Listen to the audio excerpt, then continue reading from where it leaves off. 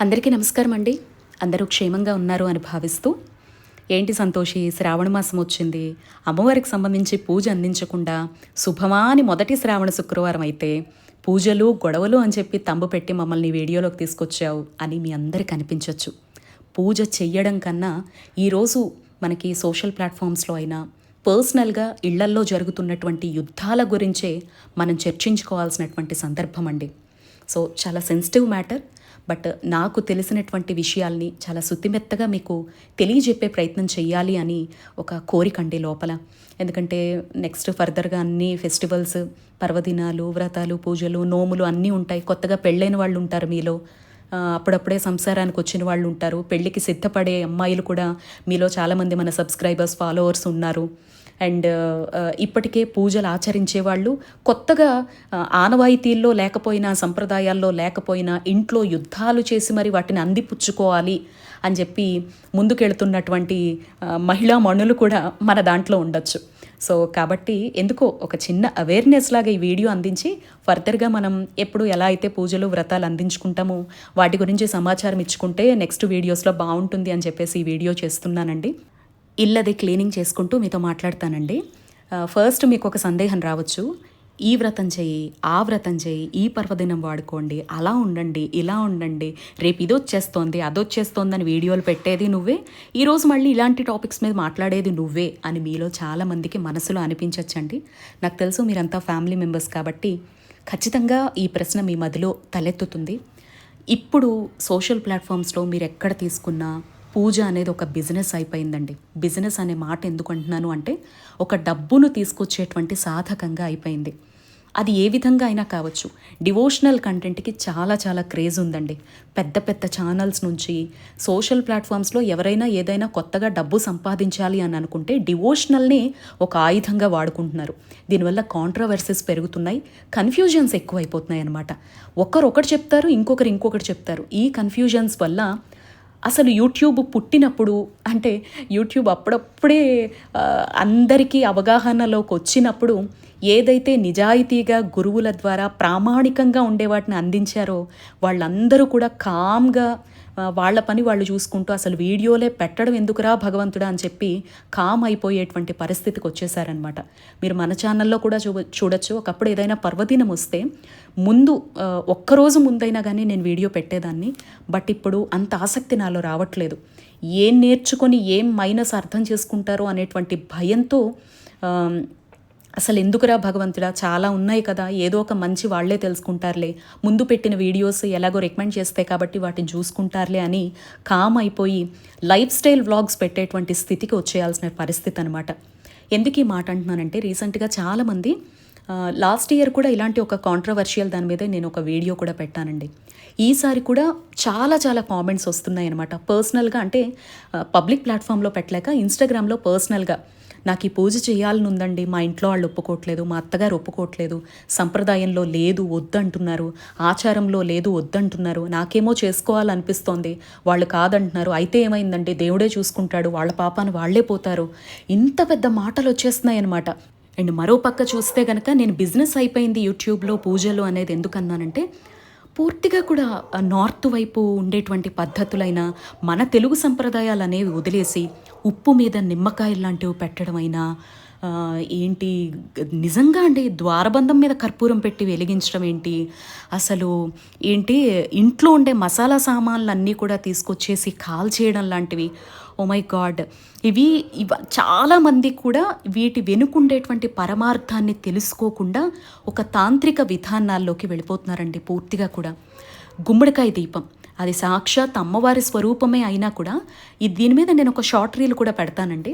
So గుమ్మడికాయ దీపం వెనుక ఉండే పరమార్థాన్ని అర్థం చేసుకోకుండా, సదాచారం పాటించేటువంటి గృహాల్లోనే ఇలాంటి విధానాలు ఉండాలి అనేది అర్థం చేసుకోకుండా, అసలు అది ఎప్పుడు పెడుతున్నామో, ఎప్పుడు వెలిగిస్తున్నామో అనేటువంటి స్పృహ లేకుండా, ఎక్కడ పెడితే అక్కడ ఇంట్లో ఎలా అంటే అలా ఒక నియమము, పద్ధతి లేకుండా ఎక్కడ ఎలా చూస్తే అది ఫాలో అయిపోతూ ఉన్నారనమాట.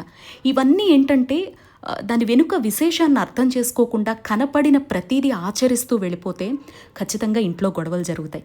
దీని మీదే నాకు తెలిసిన కొన్ని విషయాలు ఫస్ట్ అయితే మీతో మాట్లాడాలనుకుంటున్నాను. ఆ తర్వాత మీ అభిప్రాయాలు కూడా చెప్పండి.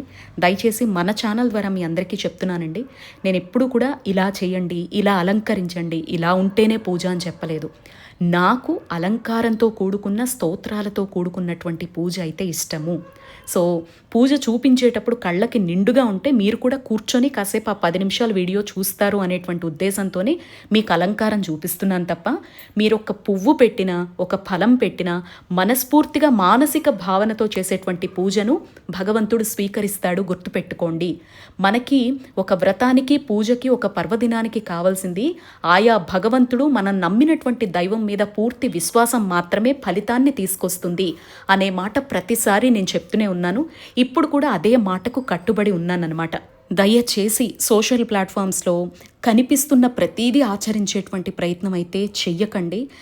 అది ఇప్పుడు చాలా కాంట్రవర్సీలకు దారితీస్తోంది, ఇళ్లల్లో గొడవలకి దారితీస్తోంది అనమాట. మనకి ఏది అవసరమో అదే, దీని మీద ఒక క్లారిటీ ఇవ్వాలని చాలా విపులంగా అనమాట ఈ వీడియో చేస్తున్నాను. ఎప్పటికీ మన ఛానల్లో ఇన్ఫర్మేషన్ ఉండిపోవాలి అనేటువంటి ఉద్దేశంతో ఫస్ట్ మనం కొన్ని విషయాలు మాట్లాడుకుందామండి. అసలు పూజ, వ్రతము, పర్వదినం అనగానే ప్రతి ఒక్కరికి గుర్తొచ్చేది ఏంటి? ఖర్చులు, బ్రహ్మచర్యం, ఉపవాసం, ఆనవాయితీ ఉందా లేదా, ఒకవేళ పూజ చేస్తే ఫలితం వస్తుందా రాదా, ఇంకా తాంబూలాలు. ఓ మై గాడ్, ఈ విషయాల మీదే అసలు పెద్ద రచ్చలు అనేవి పూజలు వ్రతాల విషయంలో సోషల్ ప్లాట్ఫామ్స్లో చర్చలకి, నలుగురికి ఒక కంటెంట్ లాగా మారుతోంది మాట్లాడుకోవడానికి. అండ్ మనం కూడా వీటి బారిన పడే ఫలితాన్ని అందుకోలేకపోతున్నాం, ఎన్ని వ్రతాలు చేసినా ఎన్ని పూజలు చేసినా కూడా. మొట్టమొదటిగా ఖర్చులండి. ఎంతోమంది ఈరోజు ఒక అక్షయ తృతీయ వస్తోందన్నా, వరలక్ష్మి వ్రతం దగ్గరకు వస్తోందన్నా అసలు మగవాళ్ళు అయితే భయపడిపోతున్నారనమాట. మా ఆవిడ ఈ సంవత్సరం ఎంత ఖర్చు చెప్తుందో ఏమో అని చెప్పేసి. సో అది సొంతంగా సంపాదించుకోవాలని నచ్చిన కంటెంట్లు అనేవి భక్తి మీదే పెట్టేసి చాలామంది దాన్ని క్యాష్ చేసుకుంటున్నారు. భక్తి మీదే అంటే దానికి ఒక ప్రామాణికం లేకపోయినా ఇంకొక ఛానల్లో పెట్టారు కదా, సేమ్ ప్రాసెస్ చూసేద్దాం, మనం వీడియో చేసేద్దాం, పెట్టేద్దాం. నా వరకు నేను చెప్తున్నానండి, నేను అందించే ప్రతి సమాచారానికి గురువుల వెనకాల సపోర్ట్ అనేది ఉంటుంది. వాళ్ళని 1-2 సార్లు తెలుసుకొని సమాచారము అది నిర్ధారించుకున్న తర్వాత నేను ఆచరించిన తర్వాత మీకు ఆ వీడియో పెట్టడం అనేది జరుగుతుందనమాట. అండ్ ఒక్కోసారి మీకు తెలుసా, ఎగ్జాంపుల్గా 16 సోమవారాలే చెప్తాను.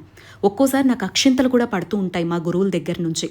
16 సోమవారాలు అనేది సాక్షాత్తు పరమశివుడు చెప్పిన వ్రతము.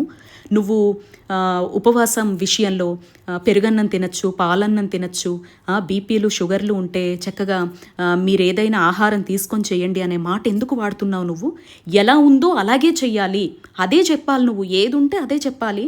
నువ్వెందుకు అలా చెప్తున్నావు అంటే ఆ అక్షింతల్ని, అంటే వాళ్ళు ఇస్తున్నటువంటి ఆ ఆశీర్వాద అక్షతల్ని స్వీకరించి కూడా మీకు నేను చెప్తూ ఉంటానండి. ఎందుకు అంటే చేసుకోవాలి అనేటువంటి తపన చాలా మందిలో ఉంది.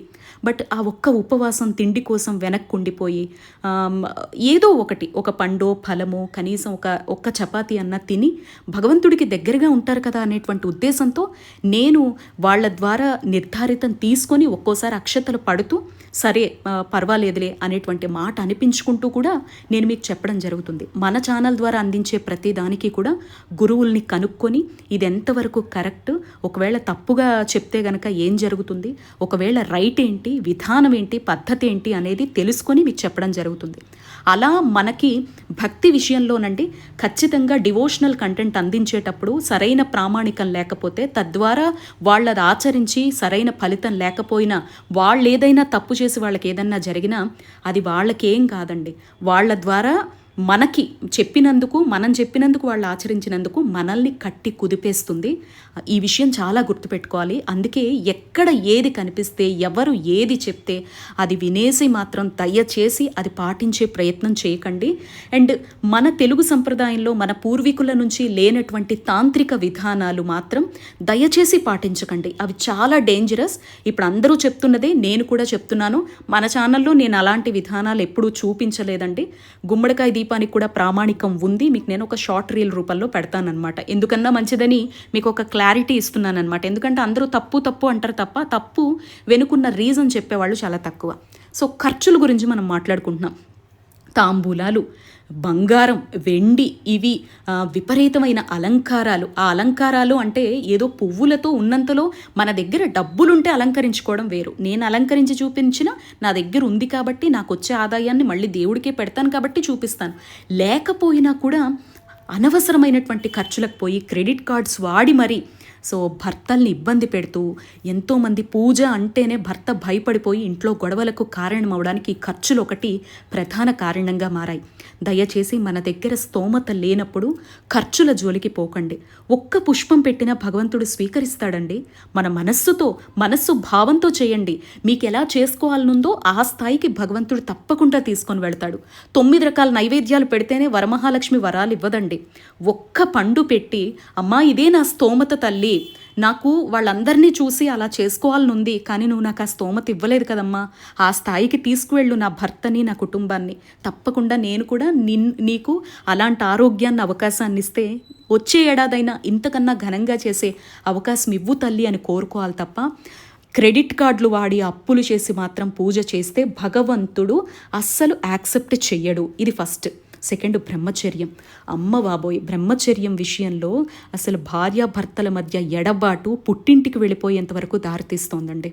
ఇప్పుడు శనివారం 7 శనివారాలు, ఆదివారం సంకష్టహర చతుర్థి పడింది, సోమవారం 16 సోమవారాల వ్రతంలో ఉన్నారు, మంగళవారం మంగళగౌరి, బుధవారం ఇంకొకటి, గురువారం ఇంకొకటి, ఇలా వ్రతాల్లోనే ఉండిపోతూ మనకి ఇంట్లో వాళ్ళ సహకారం లేకుండా మనం మాత్రమే ఏక నిర్ణయం తీసేసుకొని నీ కోసమే కదా పూజ చేసేది, మన కోసమే కదా బాగుపడాలి అని అనుకొని ఇంట్లో ఉండేటువంటి భర్త ఆనందాన్ని కాదని మనం చేసే పూజ ఎందుకండి చెప్పండి?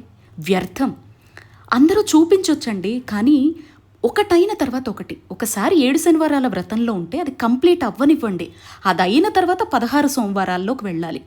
అది పూర్తయిన తర్వాత పోనీ ఒకవేళ పక్కనే పర్వదినాలు పడితే అది వెంటనే అది పండగలు వచ్చింది కాబట్టి, విశేష పర్వదినం కాబట్టి వాళ్ళు కూడా అర్థం చేసుకుంటారు. అంతే తప్ప ఏదో మంచి జరగాలి, ఏ మంచి కోసం అయితే మనం తపన పడుతున్నామో ఆ మంచి, ఆ సౌఖ్యాన్ని భర్త నుంచి దూరం చేసి మనం చేసే పూజ ఎట్టి పరిస్థితుల్లో ఫలితం ఇవ్వదు. అదే మీతో పాటు భర్త కూర్చున్నారనుకోండి, మీతో పాటు మీ ఇంటిల్లిపాది కూర్చొని మీకు సహకారం అందిస్తూ ఉన్నారనుకోండి, పదమ్మా మన ఇద్దరం కలిసి చేసుకుందాం పూజ అని చెప్పి తను ఆ వ్రతకల్పాన్ని చదువుతూ, లేదు ఈరోజు ఉపవాసం ఉండాలి, బ్రహ్మచర్యం పాటించాలి, ఈ పూజకి ఇలాగే ఉండాలని అర్థం చేసుకునే భర్త ఉంటే ఆ ఇల్లాలు చాలా చాలా అదృష్టవంతురాలు. 100కో 1,00,000కో అలాంటి వాళ్ళు ఉంటారండి. అలా ఉండలేరు, మనం చేసే వాళ్ళు అర్థం చేసుకోలేకపోతున్నారు అనుకునేటప్పుడు ఖచ్చితంగా మనము భర్త మాటకి, భర్త ఆనందానికి వాల్యూ ఇచ్చి తీరాలి. దానికి తగ్గట్టుగా మన పూజల్ని మలుచుకోవాలి. ఒకటైన తర్వాత ఇంకొకటి మొదలు పెట్టండి. ఎప్పుడు కూడా ఇంట్లో వాళ్ళని ఇబ్బంది పెట్టే ఏ పూజ కూడా ఫలితం ఇవ్వదు. ఇది గుర్తుపెట్టుకోండి. ముఖ్యంగా పెళ్ళి కావలసిన వాళ్ళు, పెళ్ళైన వాళ్ళు, కొత్తగా పెళ్ళైన వాళ్ళు, ఇప్పుడు ఈ కొత్తగా వేటినైతే అందిపుచ్చుకొని గాబరా పడిపోతూ ఇంట్లో గొడవలకు ఇదొక కారణమవుతోందో బ్రహ్మచర్యం అనేవాళ్ళు ఖచ్చితంగా ఈ పాయింట్ని అర్థం చేసుకోండి. లేదు అంటారా, తన ఆనందానికి వాల్యూ ఇవ్వండి, మీ ఆనందం ప్రకారం మీ పూజ చేసుకోండి. భగవంతుడితో చెప్పుకోండి, స్వామి నా భర్త ఆనందాన్ని నేను స్వీకరిస్తూ ఉన్నాను, అలాగే నా ఆనందం కోసం నీ ఆరాధన చేసుకుంటున్నాను, భారం అంతా నీ మీదే వేస్తున్నాను అనుకోండి. కానీ ఒక్క మాట అండి, పెద్ద పెద్ద వ్రతాల విషయంలో మాత్రము ఒకటయ్యాక ఇంకొకటి చేయడమే మంచిదండి.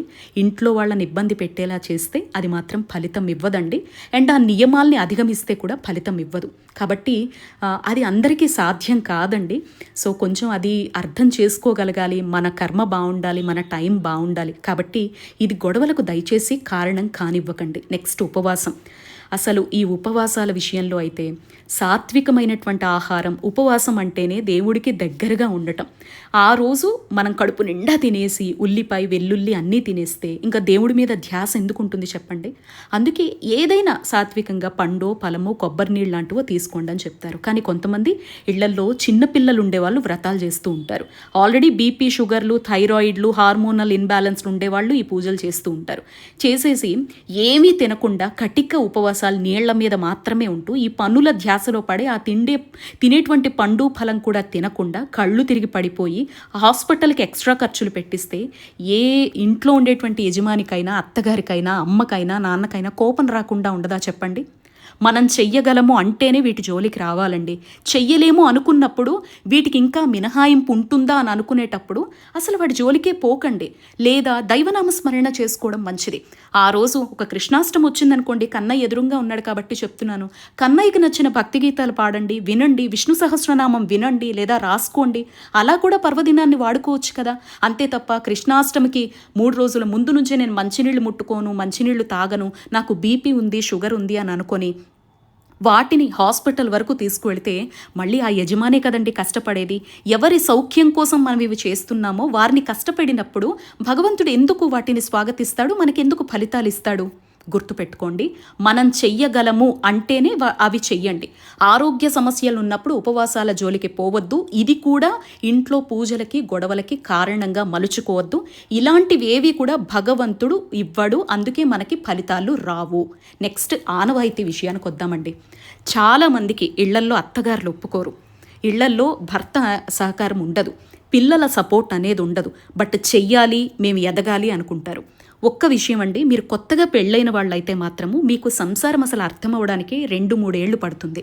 పెళ్ళైన వెంటనే పిల్లలు పుడితే మాత్రం 5 ఏళ్ళు పడుతుందన్నమాట. ఎందుకు ఈ మాట అంటున్నానంటే, అసలు పిల్లల్ని చూసుకోవడంలోనే గడిచిపోతుందండి. ఒక ఏడాది పాటు భర్తతో గడిపేటువంటి ఆనందంలోనే గడిచిపోతుందండి. సో ఈ పూజలు వ్రతాలు వాళ్ళకి అసలు ఏం అర్థం కావు. అప్పటి వరకు వాళ్ళకి సంప్రదాయం ఉండొచ్చు, ఉండకపోవచ్చు. సోషల్ ప్లాట్ఫామ్స్లో మనం చూసి ఇది చేసుకుంటాను నేను, ఇది చేస్తే అది వస్తుందిట, అది చేస్తే ఈ ఫలితం వస్తుందిట అని చెప్పి వాళ్లకు లేనిటువంటి సంప్రదాయాన్ని మనం తెచ్చినప్పుడు వాళ్ళు మన మంచినే కోరుకుంటారనమాట. అత్తగారినే మనం తీసుకున్నాం అనుకోండి, అమ్మో మన దగ్గర లేదమ్మా, ఒకవేళ ఇందులో నువ్వేమన్నా పొరపాట్లు చేసావంటే ఎందుకమ్మా వాటి జోలికి పోవడము అని ఒక మంచి మాటగా వాళ్ళు చెప్పచ్చు. లేదా మనకు ఆల్రెడీ చిన్నపిల్లలు ఉన్నప్పుడు అన్నిటినీ ఎలా మేనేజ్ చేసుకుంటావమ్మా, దేశం కానీ దేశంలో ఉన్నావు, ఒక పక్క ఇంట్లో పనంతా చేసుకుంటూ పిల్లల్ని చూసుకుంటూ ఈ ఉపవాసాలు చేసి కళ్ళవి తిరిగాయంటే ఆరోగ్య సమస్యలు వస్తే ఇబ్బంది పడతావు కదమ్మా, కొంచెం పిల్లలు పెద్దవాళ్ళు అవన్నీ చేసుకుందులే, గుడికి వెళితే సరిపోతుంది కదా అని మనకి నచ్చజెప్పే ప్రయత్నం చేయొచ్చు. నిజంగా మీరు ఏ పూజ వ్రతము చెయ్యకూడదని అడ్డుకునే వాళ్ళకైతే నేనేం చెప్పలేనండి. కానీ పెద్దవాళ్ళు చెప్పే మాటను అర్థం చేసుకునే ప్రయత్నం చేయండి.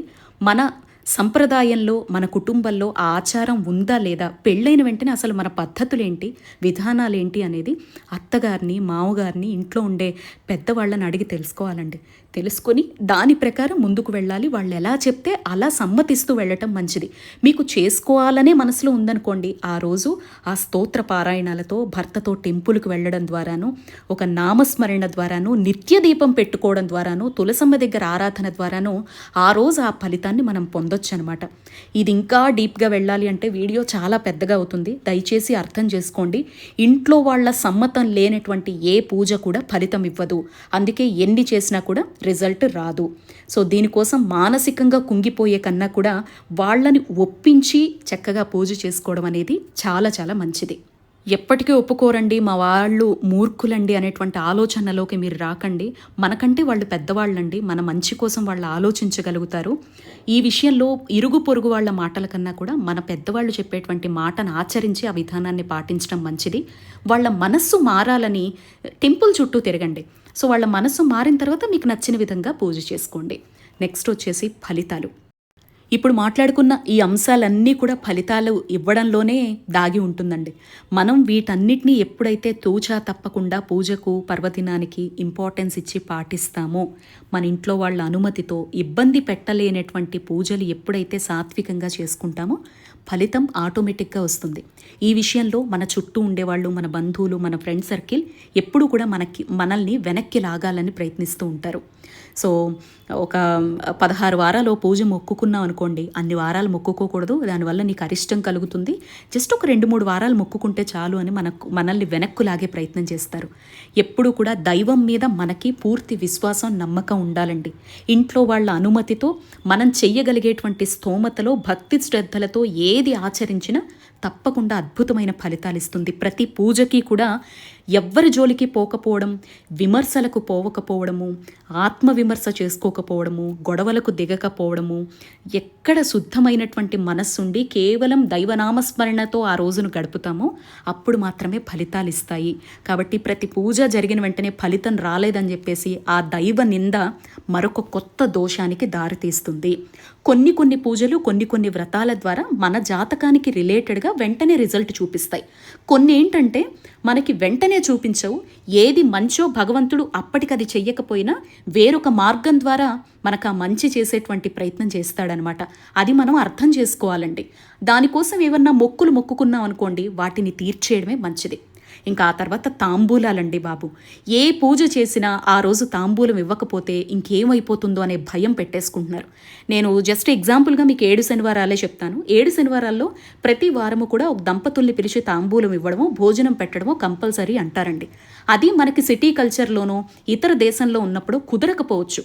అప్పుడు మనం ఏం చేయాలంటే 7 శనివారాలు కంప్లీట్ అయిన తర్వాత 7వ వారం నాడు ఒక్క దంపతులనో ఒక్క ముత్తైదువునో పిలిచి తాంబూలం ఇవ్వడము, లేదు అంటే దగ్గరలో ఉండే టెంపుల్స్కో లేదా లేని వాళ్ళకి తీసుకువెళ్ళి ఒక పూట భోజనానికి సరిపడా ద్రవ్యాలను మనం ఇస్తే గనక ఆ ఫలితాన్ని అందుకోవచ్చండి. అక్కడ వ్రతంలో కొన్ని చెప్తారు, అవి మన జీవన శైలికి సరిపోవు అనుకున్నప్పుడు మీరా ఒకవేళ తాంబూలమే ఇవ్వాలనుకున్నారు, ఆ తాంబూలం కోసం మీరు ఒక 100 రూపాయలు ఖర్చు పెట్టారు, అక్కడ ఒక హుండీ పెట్టుకోండి. ఆ 100 రూపాయలని తీసుకెళ్ళి ఆ హుండీలో వెయ్యండి. 7 శనివారాలు మొత్తం 700 రూపాయలు లేదా 70 రూపాయలు, 10 రూపాయలే మీ దగ్గర స్తోమతుంది, ఆ హుండీలో వేసుకోండి చక్కగా. ఆ 70 రూపాయలు 700 రూపాయలు తీసుకువెళ్ళండి. ఒక పిల్లడికి ఒక నెలకి కావాల్సిన ట్యూషన్ ఫీజు కింద ఇవ్వండి. మీకు జీవితంలో ఏ సమస్య ఉందో, మీరు ధనం లేదని ఆ పూజను మొదలుపెట్టారా, ఆరోగ్యం లేదని ఆ పూజను మొదలుపెట్టారా, నా భర్తకి వ్యాపారంలో కలిసి రావాలన్న పూజ మొదలుపెట్టారా, మీ బిడ్డకి చదువులో కలిసి రావాలన్న పూజ మొదలుపెట్టారా, దానికి రిలేటెడ్గా ఎవరైతే కష్టంలో ఉంటారో వాళ్ళ కోసం ఆ డబ్బును వినియోగించండి. అలా ఫలితాలు వస్తాయి. అలా మన పూజకి వ్రత సిద్ధి కలుగుతుంది. అది తాంబూలం వెనుకున్నటువంటి పరమార్థం. అంతే తప్ప తాంబూలం ఇవ్వకపోతే నా పూజకి ఫలితం రాదా, అయ్యో నాకు ముత్తైదువులు దొరకలేదు, నేను గుళ్ళోకి వెళ్ళి కనపడినోళ్ళకి ఇచ్చేయచ్చా, లేదా మా ఇంట్లో మా అమ్మగారు ఉన్నారు మా అత్తగారికి తాంబూలం ఇచ్చేయచ్చా, ఇది కాదండి. ప్రతి వ్రతానికి, ప్రతి పూజకి, ప్రతి పర్వదినానికి మధ్య ఉండే ఆ పరమార్థాన్ని మనం ఎప్పుడైతే అర్థం చేసుకుంటామో అప్పుడు భగవంతుడు అంటే ఏంటి, అసలు ఆ పర్వదినం ఎందుకు పెట్టారో, దాన్ని మనం ఎలా గడపాలి అనేటువంటిది కూడా మనకు అర్థమవుతుందండి. సో వస్తున్నవన్నీ కూడా పర్వదినాలు, వ్రతాలు. నాకు పర్సనల్గా మెసేజ్ పెట్టే వాళ్ళకైతే ఈ వీడియో ఉపయోగపడాలి అనేటువంటి ఉద్దేశంతో నాకు అనిపించినటువంటి మాటలైతే మీకు చెప్తున్నానండి. మళ్ళీ చెప్తున్నాను, ఎటువంటి ఆర్భాటాలకు పోకండి. మీ దగ్గర స్తోమత ఉండి కూడా ఒక పుష్పం పెట్టి పూజ చెయ్యకండి. దేవుడి దగ్గర ఎందుకండి, హాయిగా సంతోషంగా అలంకరించుకోండి, కంటి నిండా నింపుకోండి. ఆ డబ్బును మనమైతే మాత్రం ఏం చేస్తాం చెప్పండి. చక్కగా ఒక మీకు స్తోమత ఉండి, అవకాశం ఉండి, ఆరోగ్యం ఉంటే అన్ని రకాల పదార్థాలు వండండి.